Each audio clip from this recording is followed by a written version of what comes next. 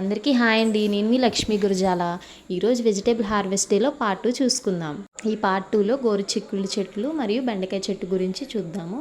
ముందు గోరుచిక్కుళ్ళు చెట్టు దగ్గరికి వచ్చానండి. గుత్తులు గుత్తులుగా చాలా ఫ్రెష్గా ఉన్నాయండి, లేత లేత గోరుచిక్కుళ్ళు. ఫస్ట్లో ఈ విత్తనాలు వేసినప్పుడు నేను ఒక రకమే వేసాను అనుకున్నానండి, కానీ చూసినప్పుడు 2 రకాల చెట్లు వచ్చినాయి. ఇక్కడ వీడియోలో చూస్తున్నారు కదా మీరు కూడా, 2 రకాల చెట్లు ఉన్నాయి. ఇప్పుడు బెండ చెట్టు దగ్గరికి వచ్చానండి. కొన్ని లేత బెండకాయలు ఉంటే కోసేసి, ముదురు బెండకాయలు ఉన్నాయండి, అవి చెట్టుకే ఉంచేసాను. నెక్స్ట్ టైం విత్తనాలకు పనికి వస్తాయని చెప్పి.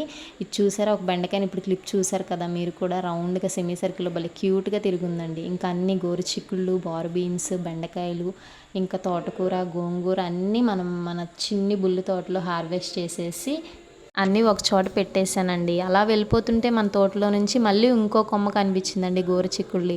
చాలా లేతగా ఫ్రెష్గా ఉన్నాయండి. ఇంకా వాటి కూడా కోసేసానండి. ఇది ఇందాక చూపించాను కదా, గోరుచిక్కుల్లో ఒక రకం చెట్టు అండి, పువ్వులు అలా ఉంటాయి వీటి. ఇది ఇంకో గోరుచిక్కుళ్ళ చెట్టు అండి.